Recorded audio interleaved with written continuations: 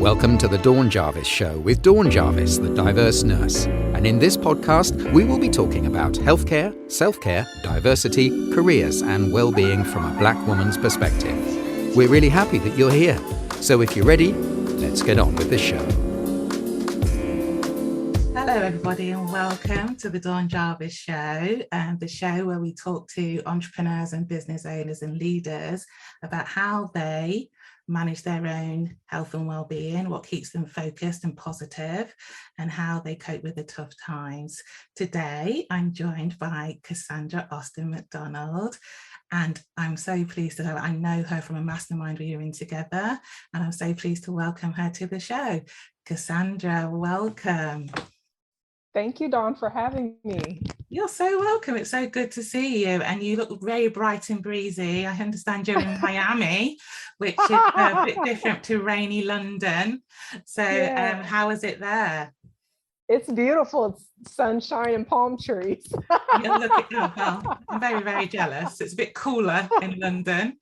So it's really good. I'm going to introduce you now. So Casandra Austin-McDonald is a personal growth strategist and life coach and speaker, author, and the host of the Grow Thru It podcast. Casandra works with sensitive and empathetic women, helping them to elevate their self-love so that they can create the life they both desire and deserve. Casandra is also a mental health advocate and has been featured on several other podcasts, blogs, and various media outlets. We're so lucky to have you.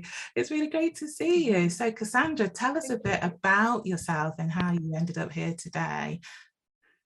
Absolutely. It's funny because right before we started recording for the episode, you brought up the Suicide Prevention Day. And I was thinking, like, that's actually the start of my journey, is my own personal story of becoming a survivor of a near fatal suicide attempt. Gosh, I was like 12 plus years ago. And that's really when I started my journey. You know, I realized that I had a lot of unaddressed and unhealed trauma wounds that I needed to heal from, a very poor self-image, low self-esteem, didn't really love myself, was always ambitious and driven, which was the dangerous part because it was masked by my education and being driven and focused on my career and raising my son. But I had all these other issues going on. And so that really started my journey into elevating my self-love and discovering my purpose, and now guiding and supporting other women to do the same. Thank you so much for being so vulnerable and, telling us that. It is World Suicide Prevention Day. It's the 10th of September 2021. Just to put that out there because this will be on the internet forever. But it's I was looking at the images around it and also wondering how I could sort of talk about that day. And I know that people who struggle with their mental health, it's difficult to do that. And I found it difficult to actually put anything on the internet because it felt so serious. And to do that, so thank you for sharing your story. And you shared with us that it was nearly fatal. It wasn't, thank goodness. But sort of how did you bring yourself forward after that terrible and traumatic event? Because you must have been in a very dark place to even have contemplated it. So and if anyone's listening, they're triggered, there are lots of places in the UK, Samaritans, I'm not sure in the US, where Casandra's from, where there's places that you can call if you feel that you need to reach out to someone and that you need some help. You're not alone. I want everyone to know that. So Casandra, going back to you, how did you move forward from that? Well, it was in the hospital. So part of the story is that I had a grand mal seizure that knocked me unconscious because I overdosed on a bottle of antidepressant medication. And when I came to, the doctors told me I was lucky to be alive. And I remember realizing in that moment that I didn't really want to die. I just wanted to stop feeling what I was feeling on the inside. And it was the suffering in silence, the pain, and all that stuff. And I remember in that moment, it was like I made like this declaration to God where I was like, if you get me out of here, I promise I'm going to do something, like just get me out of here. Because I realized that I didn't want to die. I just wanted to feel relief. So after that, I started therapy, of course, to work on the trauma and to learn how to manage my mental health. And from there, I really just started to pour into myself. And that's when self-love became a way of being for me. I started to look at different categories of my life and evaluate, were those categories where I would like them to be? And I started to work toward them. So the first category I looked at was my physical self. And I looked at nutrition and movement. And I started changing the way that I ate. I started moving my body. And then from there, it turned into looking at my relationships. And then from there, I was looking at my finances. And then I started looking at my career, and I literally just started snowballing and looking at all these different categories of my life, and was like, you know what, why don't I just rebuild my life to have a life that feels good to me, for me, that I don't want to escape from. I found that a lot of us who suffer or have suffered from those types of conditions, there's this constant feeling and need to escape your reality. And I realized that if I would actually create a reality I wanted to live in, I may not feel that way.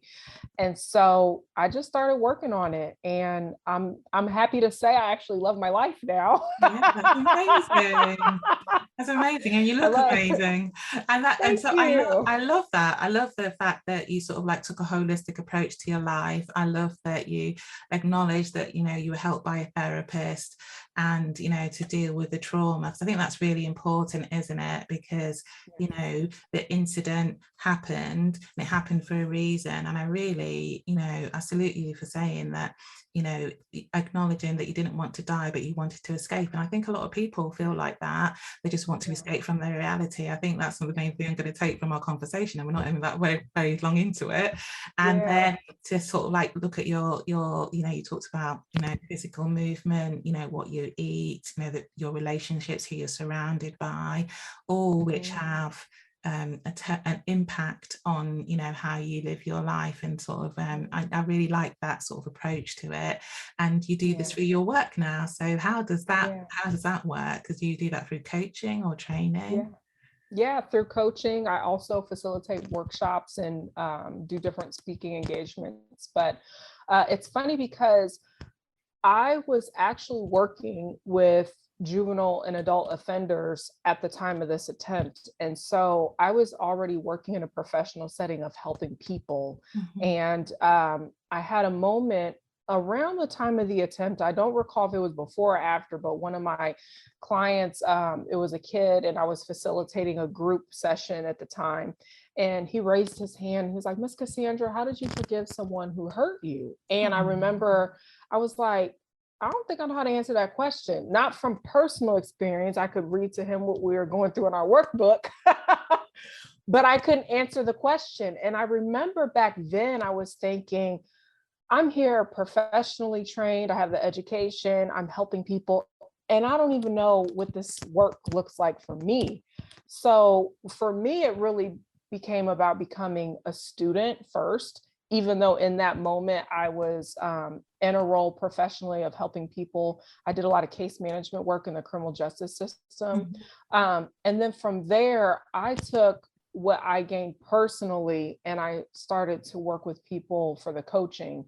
I found that I had the skill set, I had the training to help people, but the missing link was me doing the work. And so by me doing the work, I feel like it's helped me to guide my clients now to know what their blind spots are, to help them experience breakthroughs, and to really give them that self on hands approach of, this is how you elevate your self-love. This is how you change your life. This is how you start to navigate tough situations. And I can guide them through that because I had to walk through it first. And so for me, it's always about being a student first, and then take what I learn and share it with those in my community and my clients. That's amazing. That's amazing. And I really like that, because I think that resonates with me as a nurse, as somebody who's a helping professional. And I know sort of as a business owner, when you're helping people, it's really important. So sometimes I think, it's really important to me to be authentic around helping. Yes. And you cannot be authentic if you're feeling in a way that you need to help yourself first. So, it's really important that, you need to look after your own health, and sort of, if you're advising others, you can be empathetic. But if you've been through the situation and also manage the situation, what did you do and what your experience is? I'm a great believer in lived experience being a great teacher. And I think everyone's got something to share there. But with that, there's also sort of, there's the journey, isn't there? People have had this experience, but then what did they do? And then how can they help people to get through their trauma, and support them in whatever way they can. So that is absolutely fantastic. Now, you've written a book as well, haven't you? Tell us about the book. So in 2017, I published my first book. It's called Unclothed: Memoir of a Naked Soul. And it's my story from, probably birth. Up until before I met my husband, which on social media, he's known as the Mister.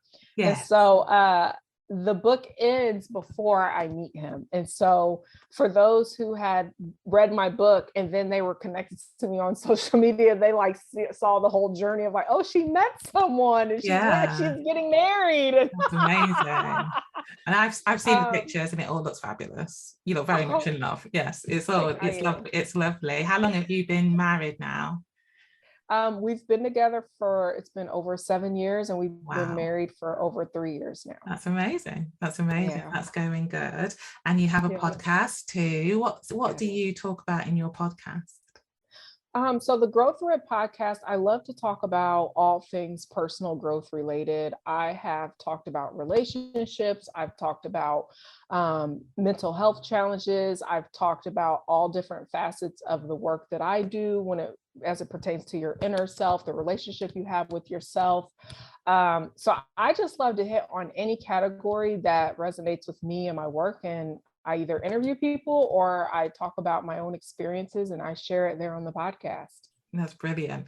And what do you think, sort of the relationship you have with yourself, so you talk about self-love, and, some people, it is the in thing. A lot of people talk about self-love at the minute, and probably because we've been through the pandemic, and, how was the pandemic for you? And was it more difficult, or did it make it more important to sort of look after yourself?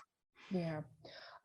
Like everybody else, I experienced challenges during the pandemic. I experienced just as much of shock and overwhelm as anyone else. But I will tell you, I became a believer of my work because of the pandemic. Yeah. I used all of my tools and systems on myself. I became the student of my own work, and it worked.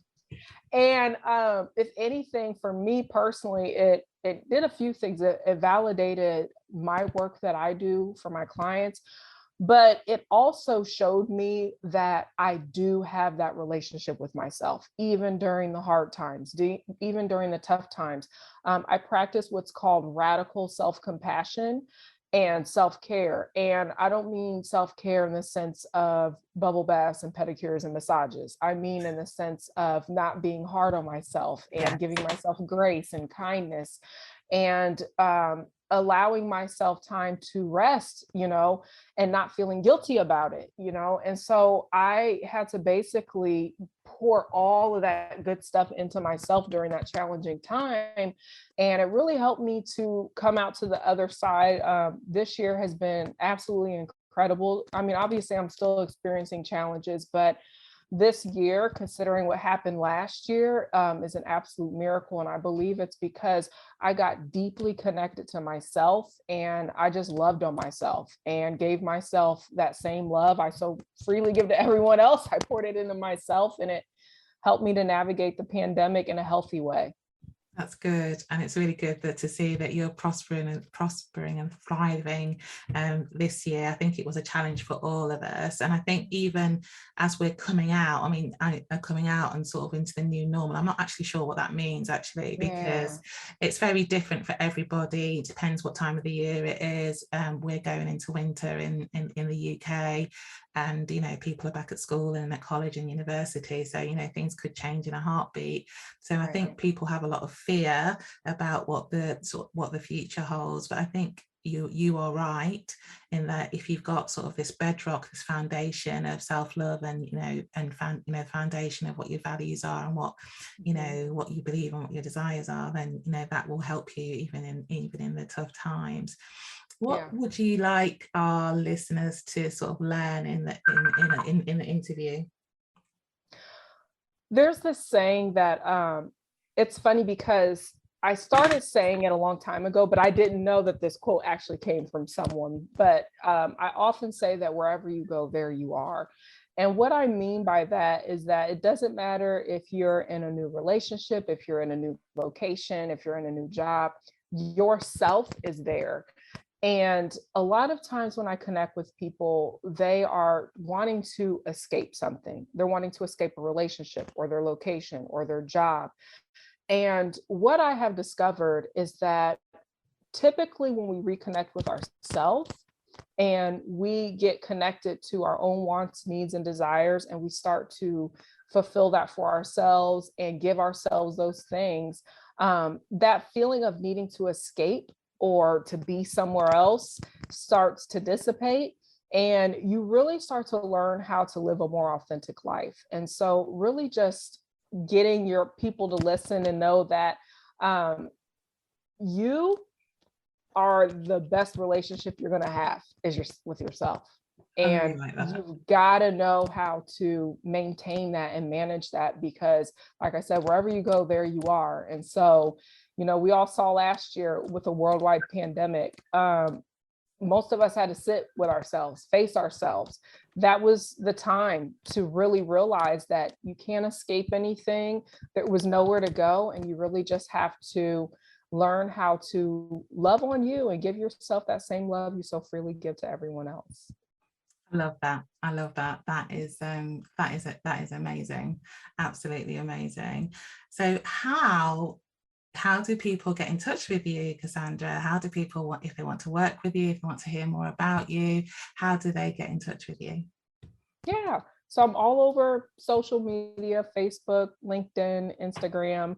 I think I'm on TikTok too, a little bit. Yeah. Yeah. I haven't tried TikTok. That's my next thing. I'm going to do that. I think I'm a consumer more than I'm a content creator on TikTok, but I'm going to work on that. Yes. But my name is Casandra Austin-McDonald. Casandra spelled with one S. And then you could always go to my website, www.casandraaustin-mcdonald.com. And if you go to the resources tab, I also have a free gift for those listening. It's called the Self-Love Beliefs You Need in 2021 Masterclass. And so I share 10 self-love beliefs that are super powerful to help you elevate your self-love in 2021 and beyond. That's amazing. I'm going to try that myself, I think, definitely. And do you have a Facebook group, or do you have a community as well? I do. My free community on Facebook is called Self-Love for Empathic Souls. So you can go inside of there. That's typically where I hold all of my free masterclasses and challenges and things like that. And then where I call us self-lovers, all of our self-lovers gather around and share what's going on in our world. Fantastic. That's absolutely fantastic. And is there something that you'd like to leave people with? And I said earlier, a lot of people talk about self-love, and I know that some people find that really, really hard. I think especially empathic people, because they're used to giving to other people, and so they really struggle.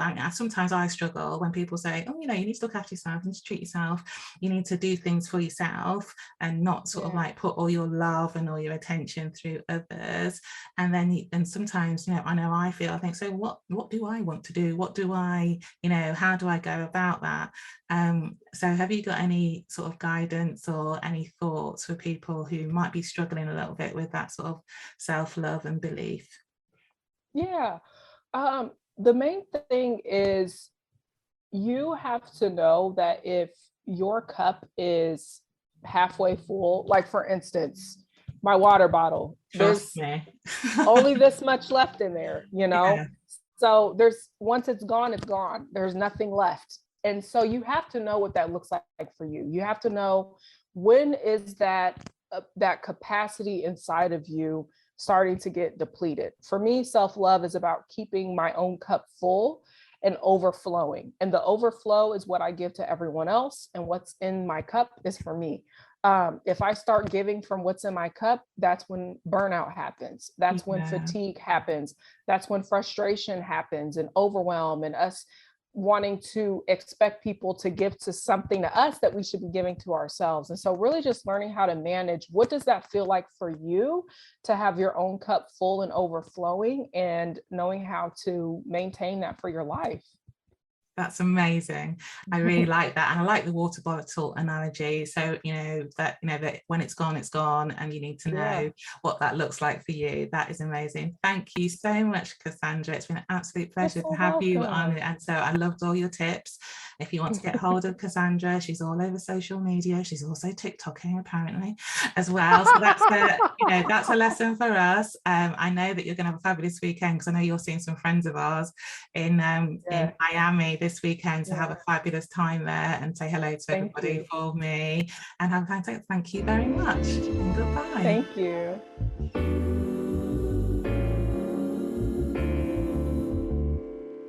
Thank you for listening to the Dawn Jarvis Show. If you enjoyed this episode, there are 2 things you can do. Number 1, leave Dawn a rating and a review on Apple Podcasts. It would mean so much to her if you took a moment out of your time to post your thoughts on the show.